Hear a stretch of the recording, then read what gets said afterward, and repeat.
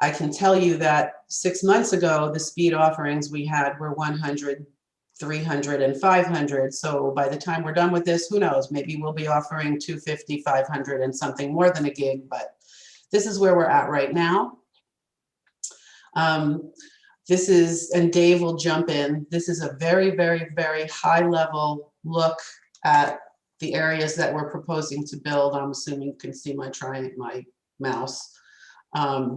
The engineering is not complete there, so the street level engineering may change those footprints a little bit, but these are the 3 areas that we're planning to build in. And we just felt with your plans and what you guys have going forward, we should let you know that this is what we're planning to do. Approximately 12 weeks prior to the commencement of construction, we'll have a page on the website called otelco.com builds. There's a little drop down. You can pick the town that you live in. Right now, the 2 that we have up there are Wyndham and Gorham because we have shovels in the ground there.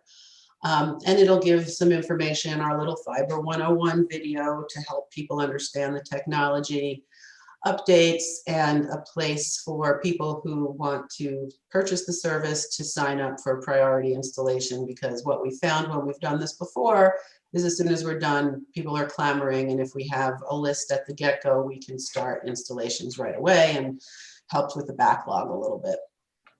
And that's my 5 minutes. So if you have any questions, I will be happy to give the screen back and answer any questions you may have, or Dave can answer any questions that you may have. Okay, somebody, Mark Ratner. I have an initial question. I missed the first part of what you're saying because we were working on the YouTube thing, which has been fixed, I believe. We are now live on YouTube. Yeah. So that's done. My question is in looking at your notes really quick, it's only where you have high density population. Correct. What about, so you're not looking to provide service to every location in the towns? There is the potential if a community, we have a business model, and so we're building to our business model. If there's communities that want to go beyond our business model, right now our construction is scheduled through the end. Camden, Thomaston, and Rockland are the last 3 places on our current build schedule. And basically what we're telling communities is if they want to go further, if they want us to go further, then we need to look at some kind of collaboration. Or is she cutting out for everybody or just for me? Excuse me? Just for you, Matt. I can hear her fine. Yeah, we can hear you, Tracy. I guess you're cutting out for Matt, but you're fine, Tracy. Go ahead. Okay. Great, thank you. If a community wants us to go further than what our business model allows, we're happy to discuss some kind of financial collaboration similar to, we've done work in Alton and Argyle where we plan to go X places and they wanted more. And so through some municipal funding and Connect Maine grants, we built out the whole town in both of those places. Okay. One question, what does it cost for households to sign up? Is there a connection cost? No, we don't charge an installation fee. So there's, if you're going by a house and they want it, then you don't charge any installation fee to route to their house? No, that's just built into our construction costs. And actually, I say that we offer no charge for basic installation. If a house is 3 miles up a driveway off the road and there's poles that need to be erected, then we come to some kind of agreement between the homeowner and us. Okay, but other than those long situations, there is no connection charge. Correct. Okay. So will you be stringing fiber along the routes? Excuse me? Will you be stringing, as part of what you're doing is stringing fiber in these areas? Yes, to make it available for fiber to the premise in those locations. Mm-hmm. So I just had a clarification question. Is there, at what point is an installation not considered basic? Because there must be some sort of a line that switches that over. I'm going to punt that one to David because he is the engineering guru. See if I can find the mute button. I get back to you on the specific. on that, Jordan. Imagine something in the neighborhood of, 200 to 500 feet. Typically what we're expecting is like an aerial drop. We'll do buried drops as well, but something in that range, right? If it's much longer than that, a typical pole span is a couple hundred feet, for example, right? So if we start getting up beyond 500 feet, that's it could be more involved, particularly if it's underground. Can I ask, and this might be a David question. Sorry, John. Go ahead, John. You're on mute. John, you're on mute. All right, just a clarification question. Did you say you will handle conduit installations within your basic charge? I'm not sure. You said Did you say conduit? You said underground. Is that like a conduit installation from the nearest pole to the premises? If there's conduit available, we'd certainly use that for sure. Okay, so the homeowner installs the conduit and then you take it from there. If there isn't conduit and we can directly bury the drop, we'll do that. Okay, all right, thank you. Coincidentally, that was going to be my question. So sometimes you do, my question really was going to be around some of the subdivisions that do have, not very many of them, of course, but some subdivisions that do have conduit, how you handle that. So. Yeah, we are, for the most part, we're deliberately avoiding underground developments. That's not part of our initial plan. Would a telco be willing to provide service on a municipally owned network? Conceivably, certainly open to the conversation.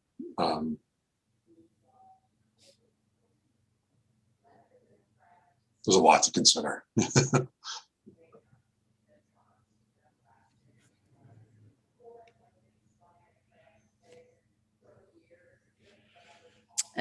Other questions? But I take it, hi Tracy, my name is Matt Siegel, that your system would not be open access? It would not. We Correct. would own it. And one other question I have, right now you're just mentioning 3 locations, and yet we have quite a number of towns working here. What about the towns that you didn't list? They're not in our plans at this time.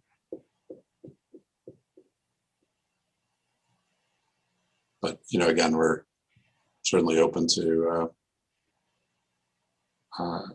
to discussing opportunities. Okay.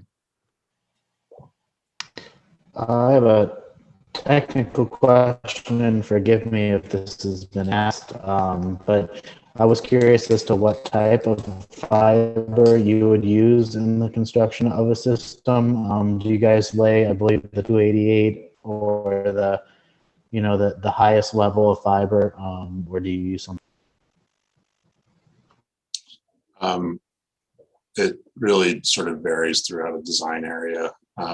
So we're sizing our design to be able to serve 100% of the homes that we pass.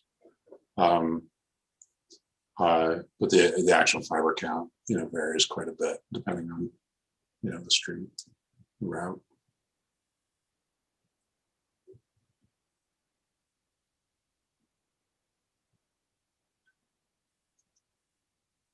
Anything else?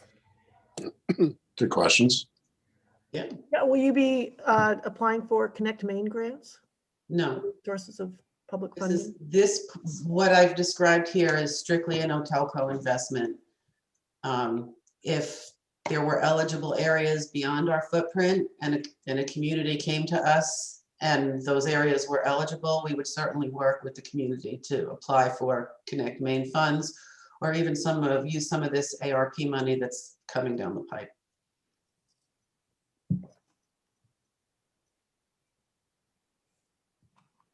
Thank you.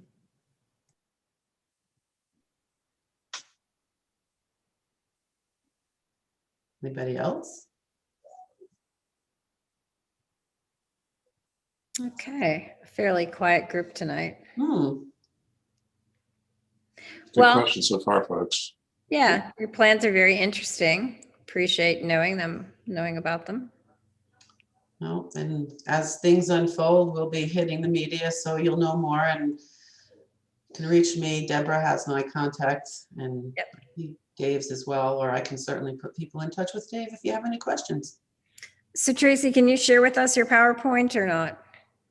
I think so. Yeah. I don't see why not. It's a public meeting and it's been public, so I'll email it to you. And if Yeah, you do, that would be perfect. Thank you. I'll take care of that in the morning. Great. Tracy's on the, what is it, on the advisory board, the policy board? What is it with, The Maine Broadband Coalition. yeah, Yeah. yes. And she's been very active in a lot of that, the state legislative meetings and so forth. And anyway, appreciate all your efforts Passion. and news. Okay. All right. Anybody else? Okay. Thank you, Tracy. Thank you, Okay. David. Thanks for Appreciate it. having us. My pleasure. Have a good night, everybody. Thank you, you too.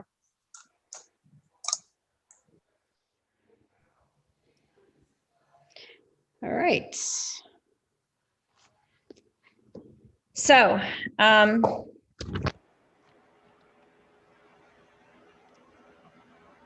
we, of course, are in a public meeting here, everybody remember, and if anybody would like to, I know John Gibbons had his hand up. Quick question. Why was Hotelco here? Why? Yes. Because Tracy contacted me and asked me to do a presentation, and I think that, you know, we all agree that we need to be open to anybody who would like to speak to us. That was. Are they trying to present an argument why the coalition should not proceed? I'm sorry. Are they trying to present an argument for why the coalition should not proceed? Yeah, well, when Tracy contacted me, she contacted me, as I said, a couple weeks ago, and said that she wanted to know if she could get on our agenda and how. And she said that they wanted to share with us their expansion plans so that we were aware of their expansion plans in our, you know, in the area of our respective towns, so that, you know, it obviously didn't make sense for us to overbuild in the areas where they were planning to build. And I pointed out that, you know, that unless they were planning on doing open access and universal access, that what they were building was going to be very different than the guiding principles that this group has, and pointed that out. And she expressed skepticism as to whether or not open access networks can ever be successful in getting competition on them. And there are examples of that. In fact, I was on a conference call today where they were talking about some of those specific examples. I know that there are a lot of folks who say that it never happens, but that's not true. And it wasn't true from the webinar I participated in today. And I also had pointed out to her that we do have 2 or 3 ISPs who have expressed an interest, in a strong interest in delivering services on our open access network. So I didn't really share the view that whatever our regional utility built would be limited to one ISP. Okay, thank you. I'm surprised at that. Good move questions, that they John. made. Sorry? I'm surprised at that move they made. This is not an audience that would be receptive to her arguments. No, but I would imagine that their thought is that perhaps we would be less willing to go forward if we knew that they were bringing this competition into those towns. Yeah. Jordan? Yeah, and forgive me, but I just, this is something that I find to be interesting, and this isn't aimed at the last presenters in particular, but just, I find it interesting that the ISP providers consistently tell us how expensive and prohibitive the cost is towards building out but they have no problem receiving municipal money or tax money to help them do that. However, when we present an option that seems fiscally secure, such as having a municipality build out an infrastructure, therefore saving them millions of dollars of capital investment and allowing them to just make money off of service, that they find that to be somehow not profitable or offensive. I don't know if that makes sense, what I just laid out. I just find that to be very interesting, where they use both sides of an argument. So we present them with a situation where they don't have to invest all of this capital and can make money on what they're supposedly interested in, which is providing internet service. But then at the same time, they'll turn around and accept that free money to incur the cost of building the infrastructure. Jacob, I think you had your hand up. You're on mute still. So I think from a business standpoint, from a network engineering standpoint, one of the things that they're going to be scared of is they don't have control over the network. They can't, yes, they're using the fiber, but they don't have that ultimate hands on the fiber, so to speak, to build things out as they see fit. They're relying on someone else. And that's going to, from a engineering standpoint, that's difficult for some people to give up that control of certain things as a way to look at it. I guess I look at it, and I appreciate that, just purely from a profit standpoint. I think that your margins will always be considerably larger when you have a large influx of capital to invest without any sort of penalty or risk. Yeah, so it's interesting to me. Yeah, it's the diagnosing of the issues becomes the problem, and that can be a snowball. That's where, from doing this type of stuff with hardware in general, if you can't control or can't see stuff, we just need to make sure we can make it open to these other companies coming in, that they can do stuff to diagnose stuff. Because you could be on, have a fiber run that has a break in it and not be able to figure out where that is, and that's just going to cost some money, so to speak. So we just, as a group, I think that's one of those things that we should look at, is trying to be open with that low level hardware stuff as we can, not have it be a security issue, to make it so that the companies that we work with in the future are happier to work with us. Good point. Stephen Coltai, you have your virtual hand up. Yes. Can you hear me okay?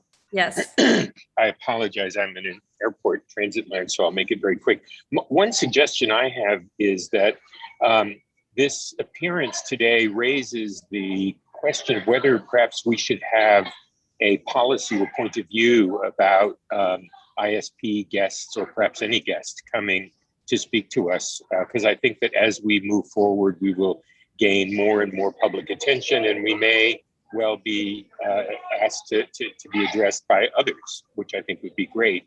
And my suggestion would be that just as they have a business model, we too have a business model. And those who come to address us should understand that our business model is open access, municipally owned networks.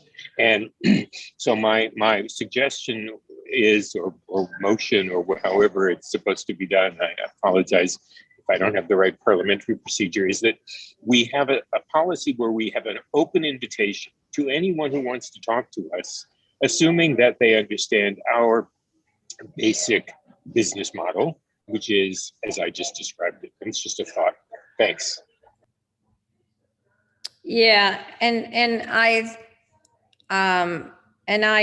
appreciate that, and they do understand what our model is. Otelco did understand going in what our model is, and so I'm not sure, Stephen, if you support having presentations like this, brief presentations like this in the future. So, for example, if Spectrum came to us or CCI came to us, would this group want to give them a 20-minute slot to talk to us or not? And I am happy to do whatever the group wants to do. On the one hand, it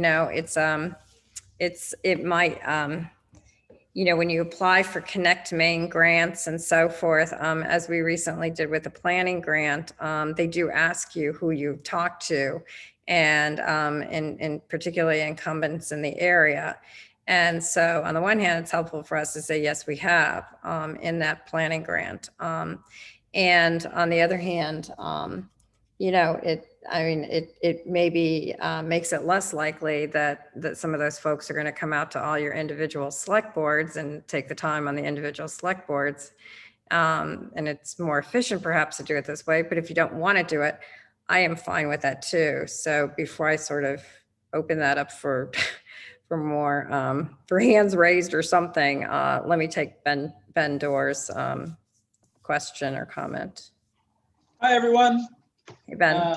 I think that as a municipal body, it is appropriate for us to allow people to come and present to us, even if they take a different viewpoint or if they're potentially competitors, specifically because it at least allows us to put faces to the names of the people that we may potentially be collaborating with. Like if Otelco would be willing to provide access on a municipal network, we've established a rapport with them. And if somebody comes and presents and they don't want to work with us, that's great. But I think that presenting ourselves as a welcoming group is more beneficial than saying, no, we don't want to hear from you because it's likely that we'll be competitors. It doesn't feel like that behooves us in any way. So that's just my point of view on it. That's my own view, which is why I was open to Tracy's suggestion, but I certainly want to hear, how about if we hear from others who disagree with that point of view? I don't disagree, but I have maybe a question. I hope this isn't just off topic, but when engaging presenters who have an opposite standpoint or doesn't jive with our guiding principles, would we like to, in that situation, just let them present without asking any kind of questions? Because that's a difficulty for me when I start hearing presentations that go against what it is that we're talking about. It makes me want to ask questions to kind of open that up in a transparent way. And I know that sometimes can come across as combative or adversarial. So that's where my concern comes in, because I would hate for that type of presentation to be some kind of advertisement for the services of this company, which has no real interest in abiding by our guiding principles. Melissa. I do think tonight was a good example of having this other organization solidify how they feel, asking the clarifying question, will you participate on an open access network? Because that wasn't part of their presentation, yes or no. And we don't know, as Ben said, what they might choose to do 2, 3, 4 years down the road. So I think as long as we're asking informative decisions that aren't aimed at tripping them up, but very pointed questions that, go along with our guiding principles, I think it would be advantageous to us as a group to know exactly where people stand. And then we can refer back if we have a conversation with them in 1 or 2 or 3 years and say, oh, the last we knew, your business plan did not include these aspects. So how has that changed and where can we move from here? So I support accepting everyone speaking, and I think the questions tonight were all great. And with somebody that has an opposing viewpoint, there's going to be a little bit of that adversarial, but I think we were all great and professional, and I think it's really useful. Mark Ratner. I think their job, the task was, hey, let's see if we can head them off at the pass, because if they, it's real clear because of the votes that they saw the interest in the town, just something we want. If we can get in there and get the financial help to, do what they want to do and yet own the network, it makes sense. I don't know that the people that we were speaking to would have any decision-making in whether or not they would be on a municipal they would contribute to that. I think that's probably higher up the food chain. They're tasked to try and get us to sign up for them now and be involved. So, as once we have the ability to say, okay, here's the network, here's all the towns that are involved, here we are, then we'll get the serious conversations about being a participation. I don't know that we're going to get that from the people now because they're looking for something else. They're looking to get a sale right now before we head in that direction because it'd be more profitable for them. Okay, anybody else? Ben again, yeah. It's also just interesting. It's an interesting indicator of how many companies are going to be competing with one another because they're not just competing with us. And if they all want to come and talk to us and they all want to build in Rockland or Camden or Thomaston or Rockport, we get a pretty clear idea of, we're all trying to get the same customers. I don't know. I just think that's another interesting piece of information to have. It's like how many people have plans to expand, and that's good information. I agree. Brian Doyle, you're on mute, but I'm sure you'll take it off. There you go. Okay. Hey, Deborah. Just curious, with all these entities that are wanting to build out in the area, how much space is there on these poles for more line to be run? I mean, is at some point, are they going to be running out of space? I'm just curious.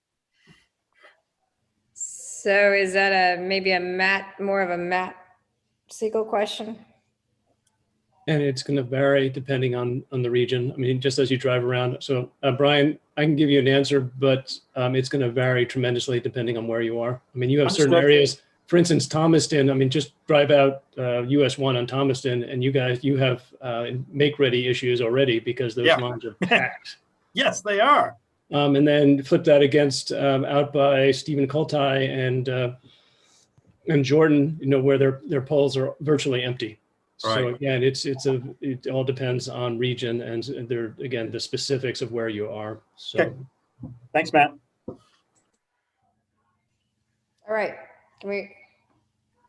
The consensus that I am hearing is that we will, for now, agree to take these opportunities to have these brief presentations to gain more information. Obviously, I will make sure that anybody contacting us knows up front what our guiding principles are and that they're not necessarily talking to a group that is going to be necessarily in line with what they have to say, but I think they probably know that already, but I will make sure that. Thank you. Thanks.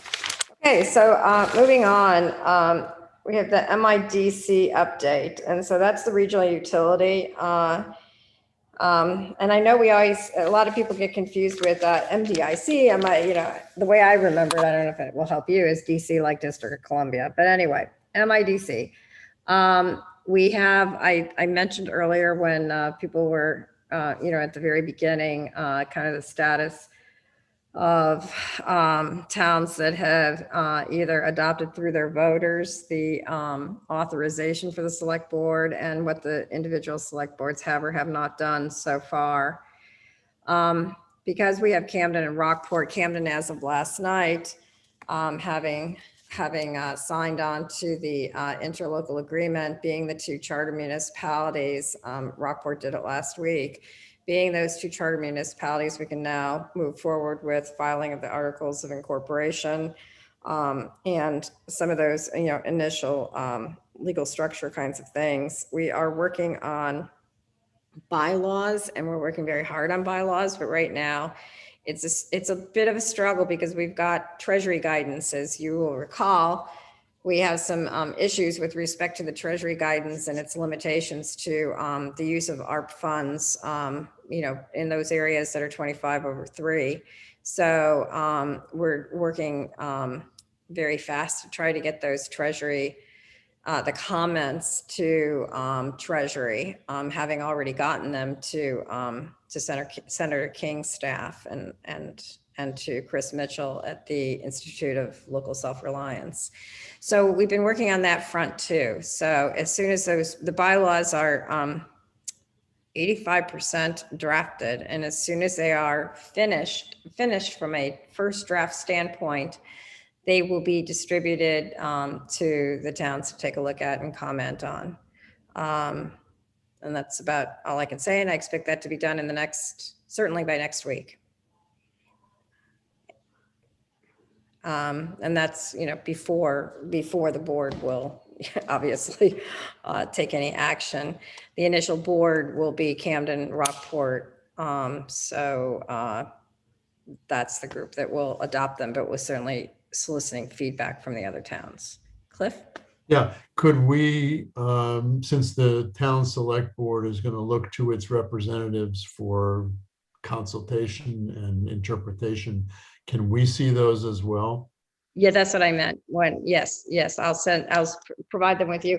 You'll recall that we sent the interlocal agreement to this group too. No, I understand. I know if it goes directly to the select board, they're going to call me up, and I'd like to not have to go.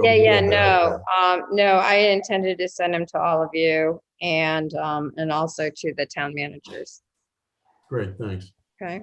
And to the outside counsel at the same time, because, in order to save time, we're going to send them to everybody, get comments back and go from there. Great, thanks.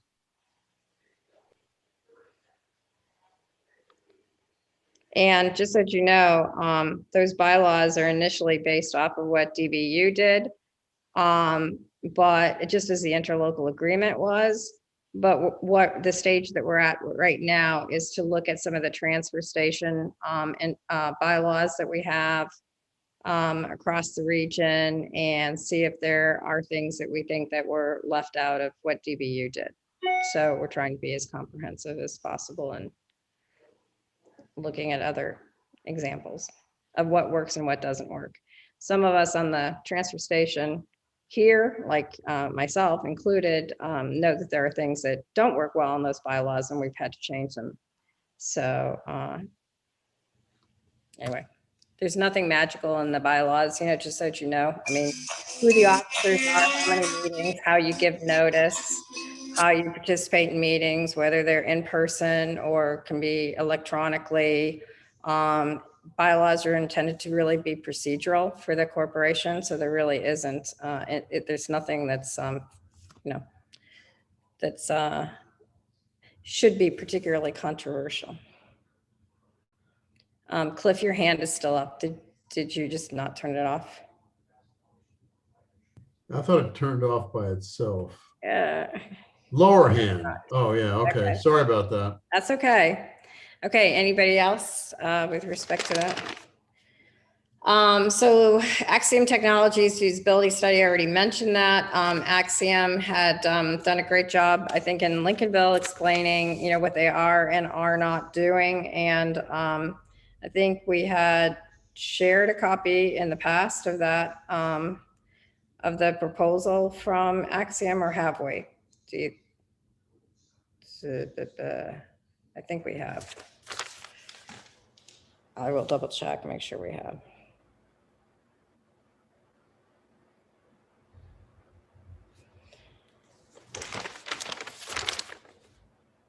The next thing, you really are a quiet group tonight.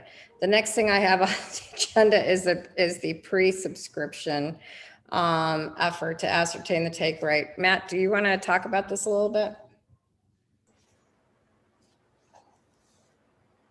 Matt Siegel? Hold on, I'm waiting for my internet to come back. Oh.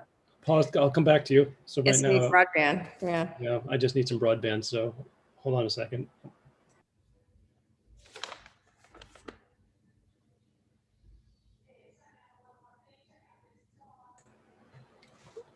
Okay, so we flipped over to a different.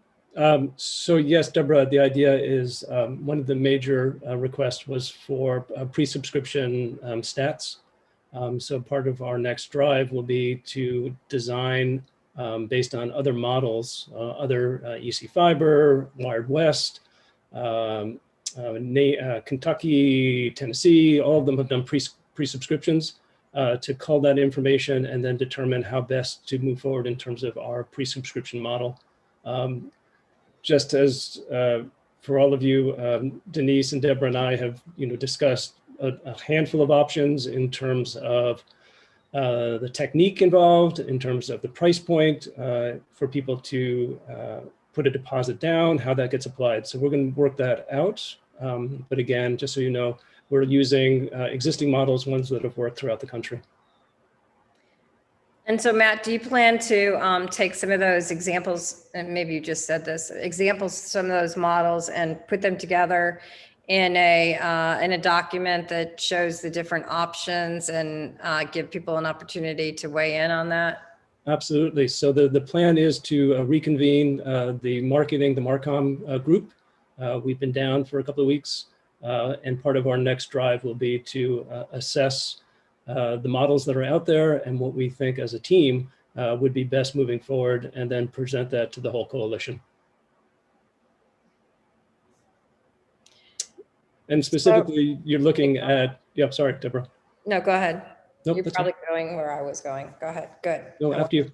I'm good. Oh, I want you to go ahead. Some They're examples just- of the kinds of things I think that, you know, that Sure. are So some of the examples of pre-subscription, some are, again, you have to figure out, Melissa, we had talked about, you know, whether there are a number of questions. And so we've seen pre-subscription models would go out on direct mails first in a series of 3 presentations to get people's attention. So again, this would be in line with Brian Doyle, you know, talking about surveys.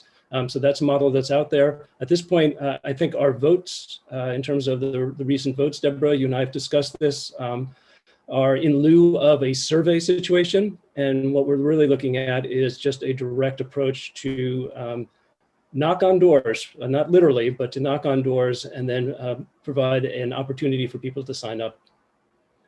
There are a number of price points that we would need to discuss. The range that I've seen throughout the country, some organizations have asked for as low as $19.99. The average seems to be $49 or $59 as part of the pre-subscription. This latest round, I've seen a number of organizations as high as $99. All of those funds, whatever you take in, would be put in reserve and then be applied to the first bill is one of the models that people use throughout the country.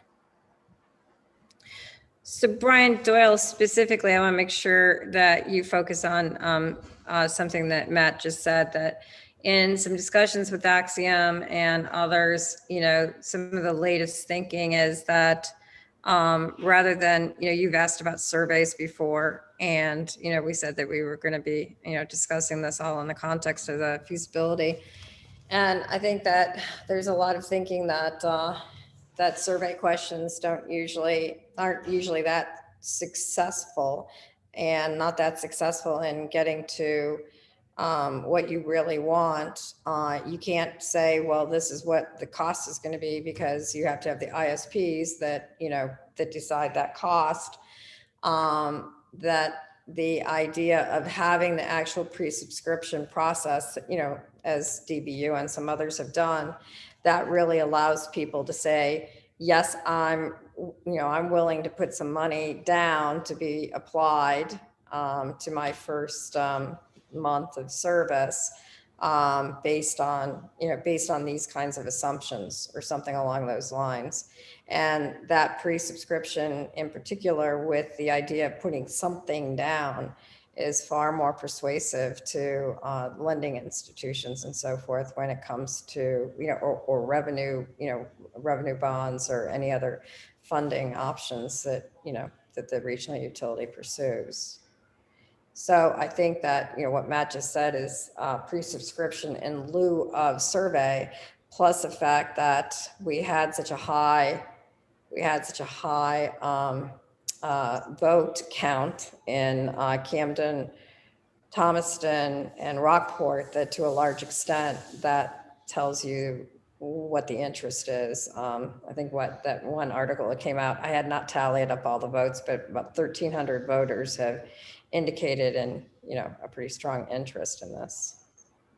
And Deborah, if I can cut in for one of the issues why I was so in favor of Otelco speaking to the group is to remind people, unlike what the county is saying, we are definitely in a time crunch.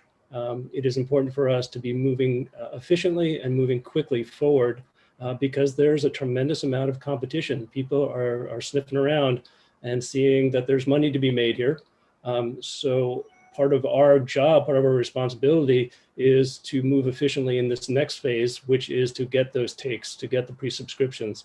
To Deborah's point, every one of the premier lending institutions that we've discussed, including, again, I won't give you all the names, but all the ones we've discussed have indicated how important it is that we show high take rates and that they are verified as part of our next phase as we move forward. One more point is that we are going to, it's going to be essential in this next phase as we reconvene marketing communications, that there are champions, as I've been saying for the last 6 months, in each of these communities. It really is going to be this idea of community driven. We are trying to get out of the mentality of being a commodity. As you can see with something like Otelco, there are going to be plenty of people who are going to be trying to compete in terms of just a price point, Brian. I mean, you and I have talked about this extensively. And Steve Coltai and I have also talked about this. How do we differentiate? How are we unique? How are we different? And Stephen did a lovely job in Lincolnville on Monday night discussing how we are different. And that's going to have to be part of this next phase. We need champions. So I see Kim Slauson is here. Kim, you and I and Owl's Head, we're going to have to figure out who those people are who are really going to be the champions of this particular project and this particular model. I agree with that because I think, you know that we've seen a lot of disinformation. We've seen a lot of misinformed people. And we just need to make sure that they're well informed. I agree that I think that the commissioner shouldn't be, saying things like, well, there's no hurry. I mean, I think that directly contradicts, the wishes of the people in her county. So. And to your point, Kim, it also contradicts what the reality of the marketplace is. I mean, you see companies that are hungry. I'll just use Otelco, perfect example, that are interested in coming into and this is their new turf. They smell money. So I don't see it getting less competitive. Let's put it that way. And just highlighting something that Matt said about this being, how we're different and this whole community-driven aspect and not being a commodity. After the Lincolnville Select Board presentation, we had a debrief with Mark Willett, who really highlighted that. I have to put myself on mute because of a dog time feeding here. So Matt, could you kind of expand on that a little bit? Or perhaps Stephen Coltai, are you still with us? Stephen, are you there? Yes. Would you like to just share? Hello, there you are. Hi, Stephen. We're all having internet problems tonight. It must be a full moon or something. Well, I'm not having internet problems. Just dog feeding problems. Dog feeding problems. Stephen, why don't you tell everybody about how you're going to lay fiber yourself? Well, but again, this is for this group. It's important to talk about, again, how we are different and community. And Jordan, this really comes back to, early on, what Lincolnville was saying. And one of the reasons I got involved, that we really are community based. And one of the first names, Stephen, that we were going to be Midcoast, community internet. So Stephen, I'll just want to hand it off to you with that in mind. Well, what are you asking? That I talk about the railroad analogy? Well, but again, as each of these communities is going to need to step up and take ownership. And you had talked about that on Monday night and how important it was that we understand the responsibilities of our communities as we move forward. Yeah, I mean, I don't think there was anything magical about what I said to our board of selectmen. It's the same thing I'm sure every single one of us who's on this call believes. It's that the only way, especially for small towns, to get out from under the thumb of a monopoly ISP, because no company, people are not going to fall all over themselves to provide internet service to a tiny town like Lincoln. So the only way to encourage that is to have publicly owned what I call railroad tracks, and then have private train companies bid to run trains over those tracks. And at that point, the Board of Selectmen of each town now, once again, for the first time, it actually has a choice, because it's not like you're gonna be able to choose between Spectrum and Comcast, both of whom are competing to provide internet service to Lincoln Domain. That's never going to happen. So one of the points I made to the Board of Selectmen was the only way you can be responsive to your townspeople, to your citizens who want, better service at a better price, is if you have at least some clout, whether it's every 2 years or 3 years or 5 years or whatever it is, to reopen bidding for who wants to be the operator in your town. And that's one of, I think, the several arguments that we want to put in our marketing and communication strategy. Obviously, we're going to have different strategies, different strokes for different folks. So what we target to public elected officials, for instance, will be different than what we target to consumers. So I think that's one of the things we'll want to talk about. But that was one of the points I made. That's what you're talking about, Matt, at the Lincoln Road.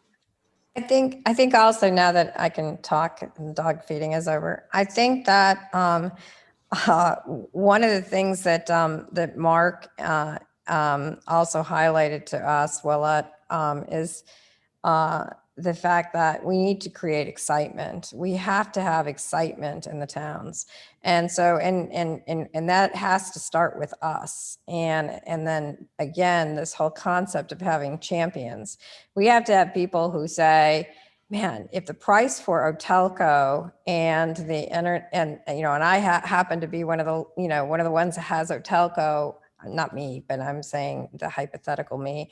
If I happen to have Otelco available to me, or I have open access through the community network, maybe it's $5 difference between the price, but I want to participate in the community network because I know that that money is being reinvested into my community, into broadband and upgrading here, as opposed to some private entity, whoever that private entity is.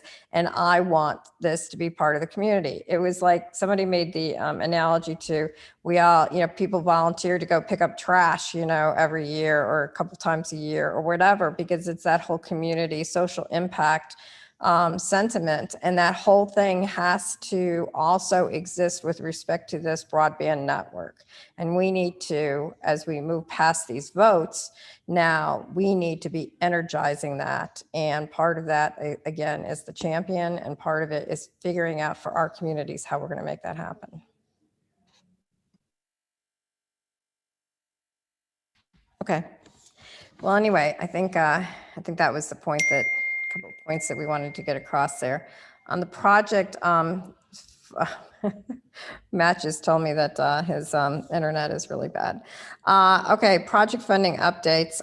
We had submitted a Connect Maine planning grant that I had alluded to. It's $20,000. It's not much, but it's it's something. And so Mark Willett and Matt and Denise and I spent some quite a bit of time doing that. And that would be on behalf of the, of the work that we're doing for the coalition. So it starts getting us in the queue sort of with Connect Maine, and gets us in that whole process. So it was my first experience with it. And I think it was, it was interesting, and there'll be many more. You all know about the Knox County Commissioners meeting. I don't think that we need to go through that. I did send out an article that was pretty good overview of it. I think that there's a number of team players here were participating. It was a great effort by everyone. We need to do a follow-up letter to the county commissioners, or an FAQ, because there were a number of issues that they raised. And so I'm in the process. Well, I guess that's probably behind the bylaws, which is behind the Treasury guidance, but I'm in the process of trying to put that together and share it with everyone. On the Maine state legislative updates, the bond issue, the $100,000 bond issue, I think was one that was held over to next year because of all the ARPA money that's coming in. I don't have like the last 48 hours update on the gigabit fund unless anybody else knows. There were some wording changes that were made to it. I was a little concerned about whether or not the regional utility would be eligible to receive funds from that because of some of the wording changes that were made. So I had some email exchange with Nick Batista and Representative Barry, and I think that we're in good shape. So remember the relevance of that gigabit fund is hopefully that might be a repository into which some of those federal ARPA funds are placed. The LD 1484 is the enhancement of Connect Maine into a more robust, bigger, and more not bigger necessarily, but a more robust entity. And I think everyone I've talked to says that that's going to pass. Again, I don't know the last 48 hours on that. The other thing with Connect Maine that's really important for those of you who don't know, is that the Connect Maine Authority did adopt 100 over 100 as the new build standard in Maine, and 50 over 10 instead of 25 over 3 is the new definition for underserved. So for those of your communities that, there are certainly more fewer people in our communities that don't meet the 25-3 standard due to, various red zone or other availability. Whether it's reliable or not is a different story. But while a lot of people don't meet that 25-3 standard, I think that the 5010 is really going to open up a lot more availability for grant funding now that we have that new definition. And for those who did not participate or listen in on the Connect Maine board meeting, which is probably most people, because I think that's the first one I ever participated in, there was a lot of support. The majority of the board supported going to a 50 over 20 standard. And the only reason I think that they didn't go with 50 over 20 was because it would have slowed the process down on some current grants. So they went to 5010 as the underserved, but I think that what we're going to see in the fall is the next stage of that going up to at least 5020 as underserved. And I was struck by the fact that the county does not think time is of the essence, but Connect Maine was worried about a 30-day delay in getting grant money out to community. So that is pretty telling. The people who are knowledgeable on the issue and those who may not be. The next item on the agenda is the coalition update on anything that any towns want to add that we haven't already mentioned. I was in another meeting, town meeting, right before this one, and I saw some email that came in from Gabe from Vinyl Haven, who indicated that I think the select board has decided not to go forward with their broadband plans in Vinyl Haven. And Matt, I know you're not you're not in a good place with respect to internet right now, but if you are, you could weigh in on that. Yes, I don't know if you guys can hear me. I will move forward the best I can. Just let me know if I cut out. So they have decided to put the kibosh on their broadband initiative, and they have dismantled their broadband committee. I cannot for the life of me, and I see Melissa, that's what I did. I mean, that group was one of the, at the forefront. I mean, in terms of information, in terms of organization, in terms of research, I mean, they were just a stellar group, and they have shut them down. I could not for the life of me figure out who in the right mind would do that at this time. Well, and also over the last month, I'm part of like an internal private Vinyl Haven public message board. And there's so many people saying any updates on the broadband, any updates on the internet. There's so much public support for it. So this is news to me. I'm gonna have to do some digging around and see what's going on. Yeah, that was really surprising. And I don't know, I don't want to put you on the spot, but if you could tell us anything about what's going on in Northport, it would be appreciated. I just did put you on the spot, sorry. No, it's good. I'm just gonna, my hair's not done, so I'm gonna stick with my corgi. So you have not heard from Shelley Patton, I take it? No. Okay, so she was supposed to reach out to you. I'm sure she will in a couple of days or something, but on Monday we had our select board meeting, and it's a matter of public record that they did vote to have us Northport join Midcoast Internet and adopt its guiding principles. So she was going to talk to you about that, but it's on the record, so I think I can share that. I know it's been a long time coming, but we're committed. Okay, well, that's really interesting. And so I know that, and I don't know if you can talk about this or how much information you have about it, but I know that one of the recent Connect Maine grants in the 8 million or so of the 15 million, the $8 million round of the 15 million was going to Northport in conjunction with GWI.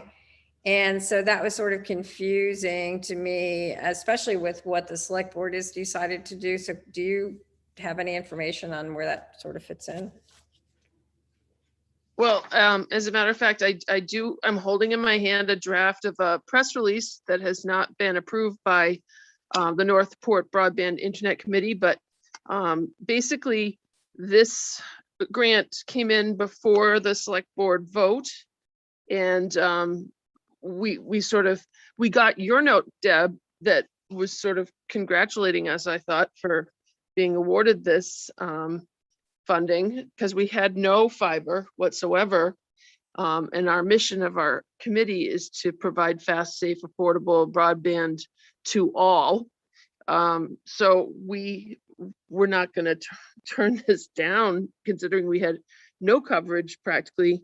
So now we're about 45% covered, and we thought we could then join you proudly to see if we could go the rest of the way. I was actually a little, just to backtrack a second, I was a little surprised because I didn't see any correspondence from you about, you said you went to the Waldo County Commissioners recently?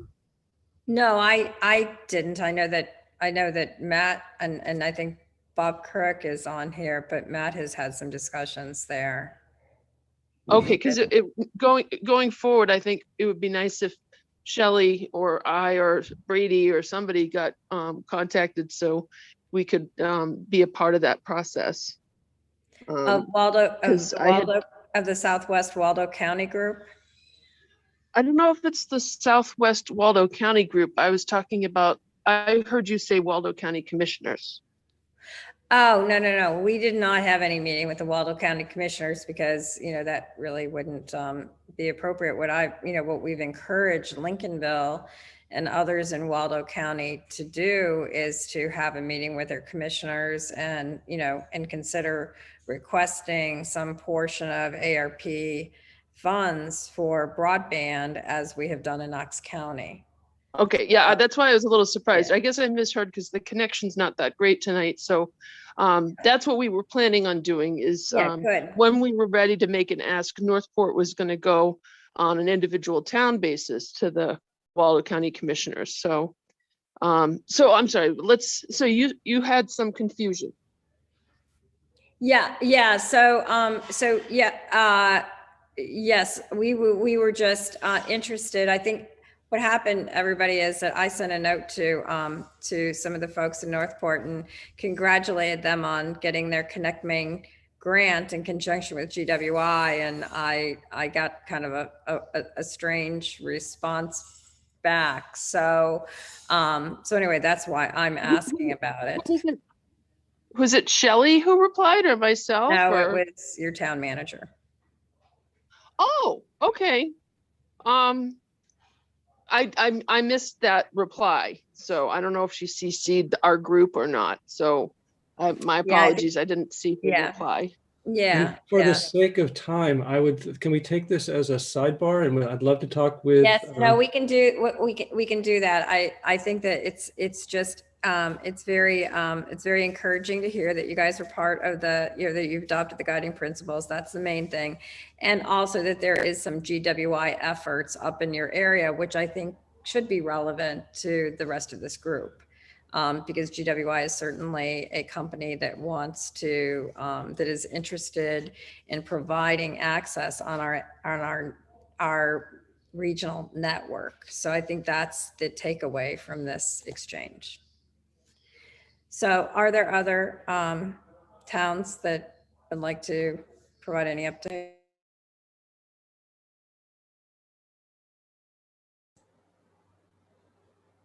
Okay, good. I mean, a number of you did earlier on, so that's great. The next item was just simply a couple of items on finance. We had encouraged people to take a look at that Digital Frontiers session that was that you can find on the main Broadband Coalition website. It's really, really helpful with respect to the different options out there with respect to financing. We encourage you to do that. Again, we're putting together now that we've got some of these votes behind us, and soon we'll have the legal structure established for the regional utility. We really are putting together a finance committee. So if you do have or know of someone with good financial acumen, we would really like to hear from you. And unless you have anything to update, do you have anything to update on the Marcom committee, Matt? I know that you, as you said, you're a little behind on that, so sorry I had to, okay. I don't think that we have any update on Marcom. As noted by Matt earlier, there's been a little hiatus of that for the last couple of weeks. But as we've indicated on the agenda materials, we do have, the FAQ, a couple of slide decks that we have put together as a result of the work that we've done over the last couple of weeks, meeting with the county commissioners, meeting with some of the towns. And I would only say to Matt, and we'll follow up with Josh Garrettson, if those are not already on the website, we'll make sure that they get put on the website so that people have access to them and can use them. And there'll be more coming. And Matt just gave us a thumbs up, so I guess that takes care of that. I think that really takes care of the business that we had on the agenda. Are there other things that people want to ask or raise? Or are we ready to adjourn? John, you're on mute. You're on mute. Yeah, okay. All right. Quick question for Matt. Is the intent to prepare that take rate estimation methodology memo and get it out sometime in the near future? Was that supposed to precede the feasibility study, run in parallel with it, or what? Yeah, I will talk for Matt since he's having difficulties. We're putting together we're going forward right now, with full steam ahead with the whole take rate pre-subscription part of this, John, and it will go side by side in parallel with the feasibility study. Yeah, because we can't start that anytime too early. Yeah, exactly. Yeah, good. Yeah. Okay, so we should see something sometime in the next few weeks. Yeah. Okay, good. Thank you. Yep, I just committed Matt to that. I'm sure he's used to it. That's what he gets for not being able to speak for himself here. Okay. We'll make sure it gets done. Okay. Other questions, comments, things we didn't cover?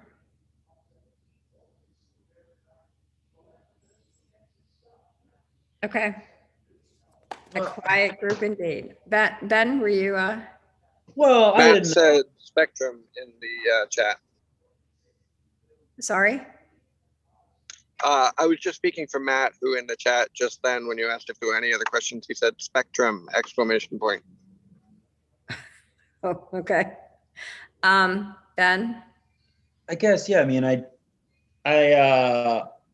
we're not having an active conversation about the meeting that we had with the Knox County Commissioners. Maybe it's not appropriate to have that conversation here now, or do any sort of follow-up, or Ben, if you'd like to, we sent out the media link article, but if you'd like to comment on it, feel free to. I don't know. I guess less of a comment and more just maybe there's an opportunity as a group in the future to have a conversation about how we reapproach them and what we sort of where we go from here in regards to them.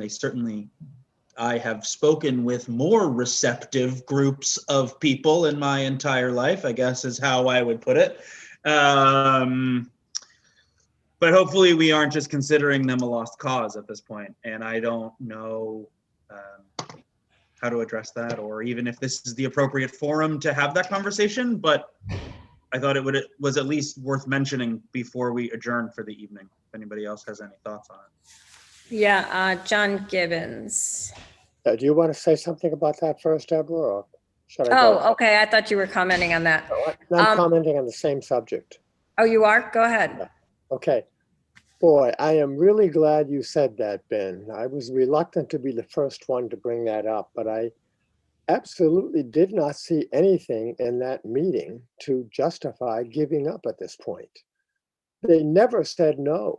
They had some objections to how we approached it. They asked some questions we weren't prepared to answer. And they said that they were not prepared to move on our schedule. They had to worry about priorities across all the towns. But they absolutely did not say no. And they gave us our roadmap for further discussions. They want to see a business model, a detailed business model, which would not be that hard to put together, in my view, with what we have already. You don't have to have something that convinces the banks to hand you $5 million right now. You have to have something to show the commissioners who have nothing right now. I'm really glad you said that, Ben, because I just did not see anything at that meeting that justified the very negative view that I'm seeing all around me about how it went.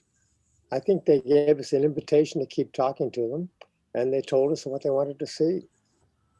And one more comment.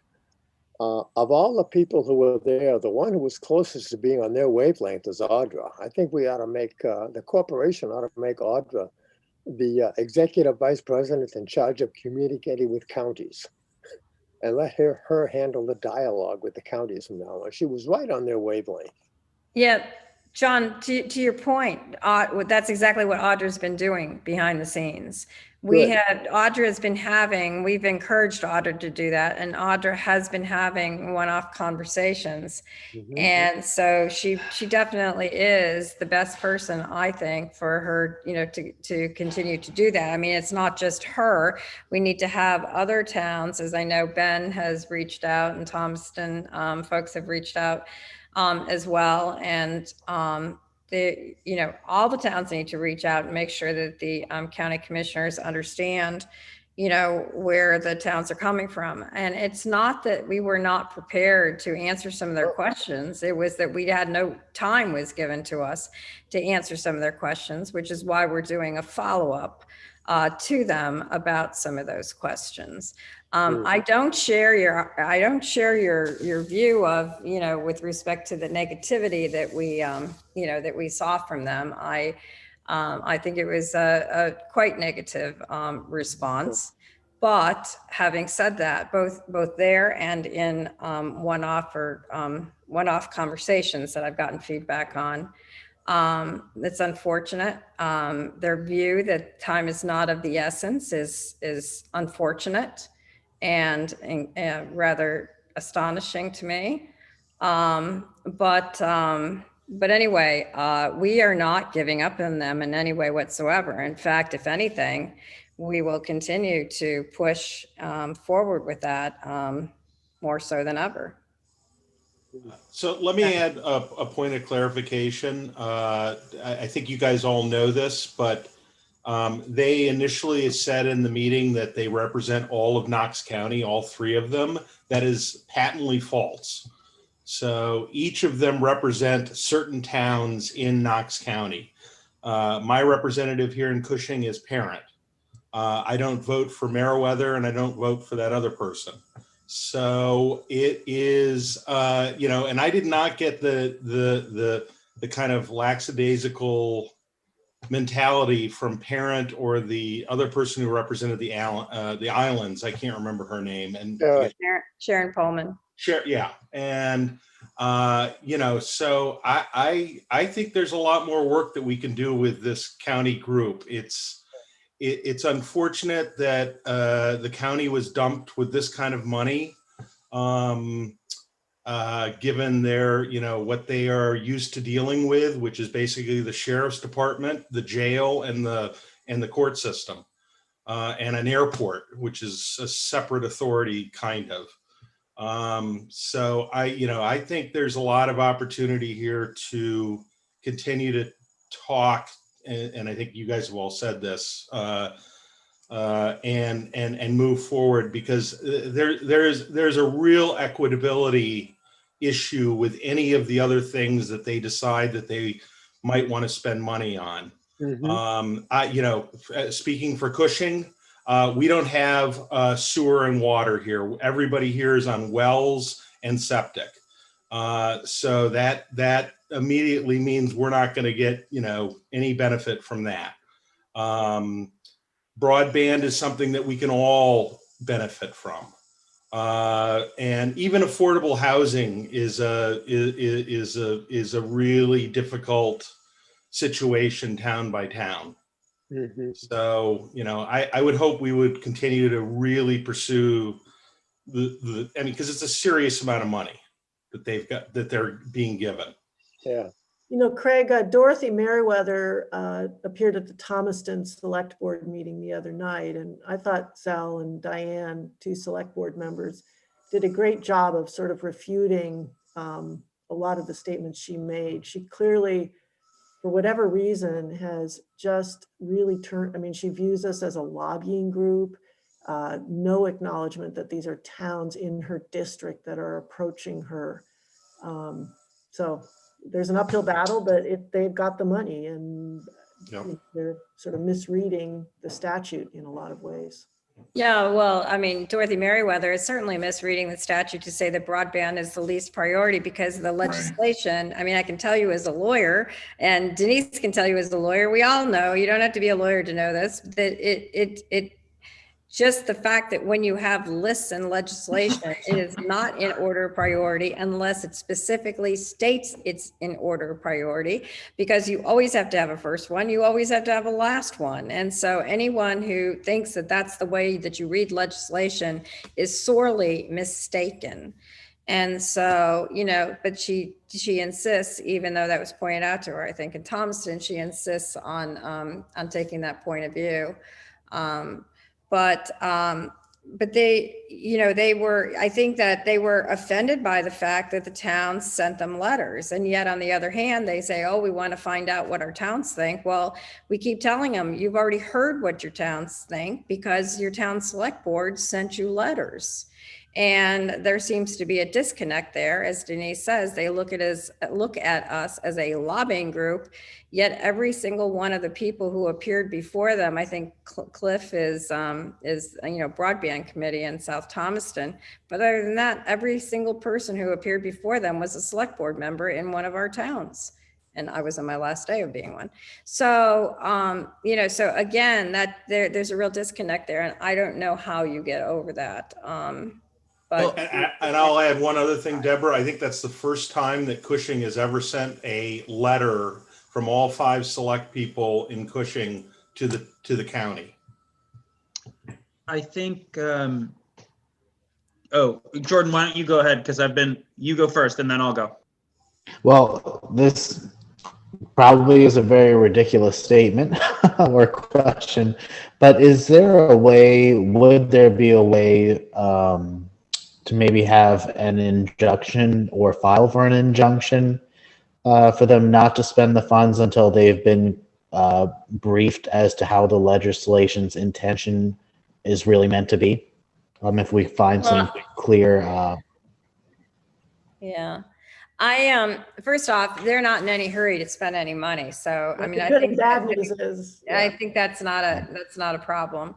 And of course, the interim guidance, just to remind everybody too, that the guidance that we got from, from Treasury as it stands right now does have this 25.3 limitation in it. So it's not favorable to us in terms of trying to get some of those ARPA funds, but it's interim guidance. And as I alluded to earlier, there is the comment period to Treasury ends on July 16th. And in talking to Senator King's office, they have encouraged us to file our comments soon.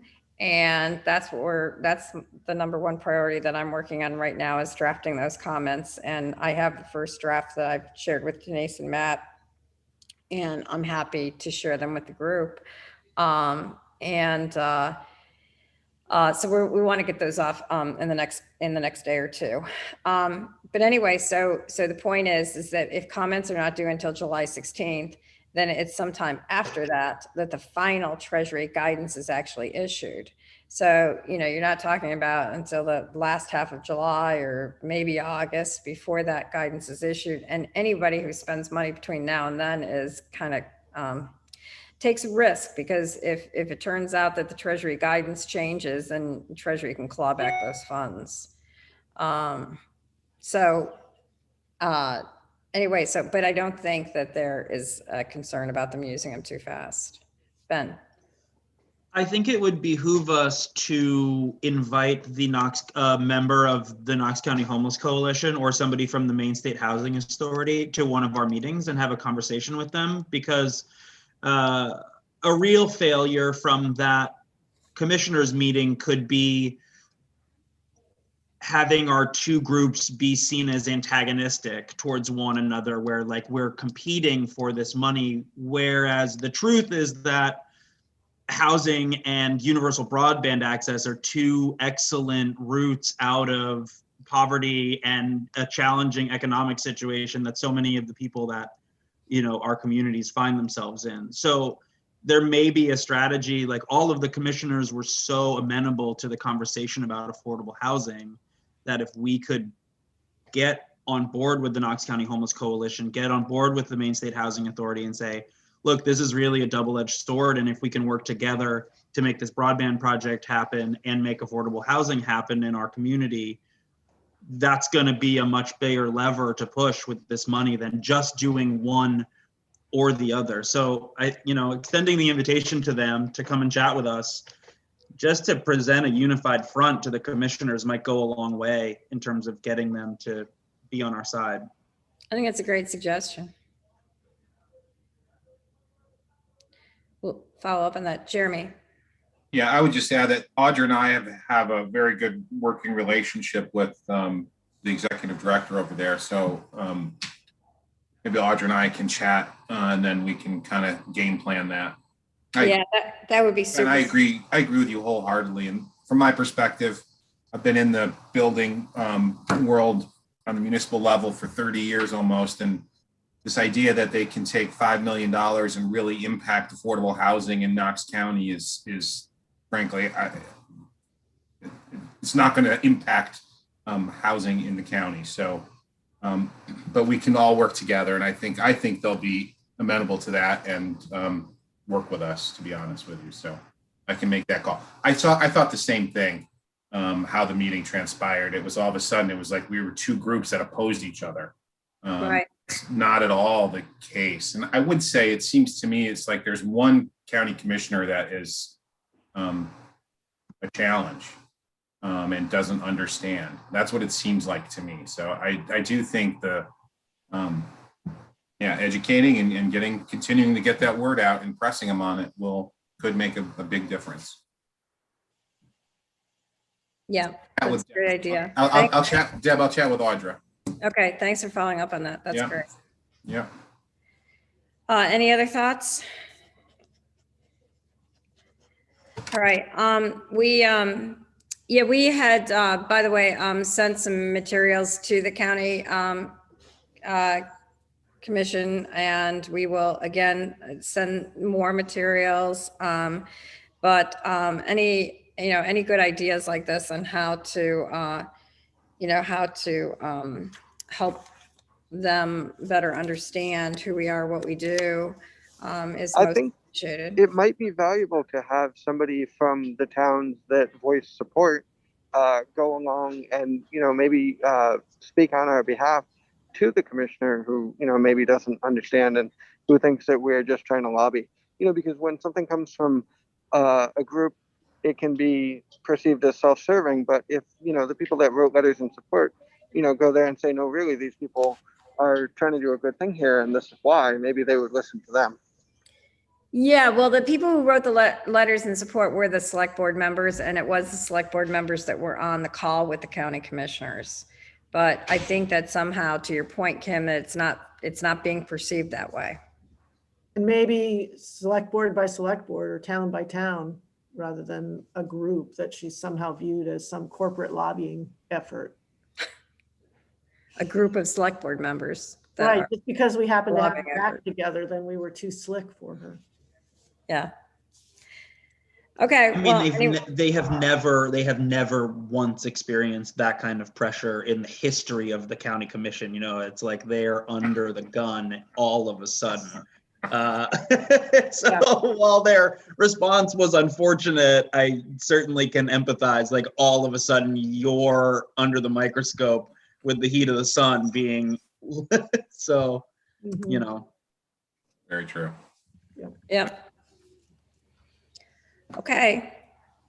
Good discussion. Thanks for focusing us on that, Ben. All right. Anything else on this or any other topic? We're a little bit over our time, but sorry. Not bad considering we did have a no telco presentation. Jordan?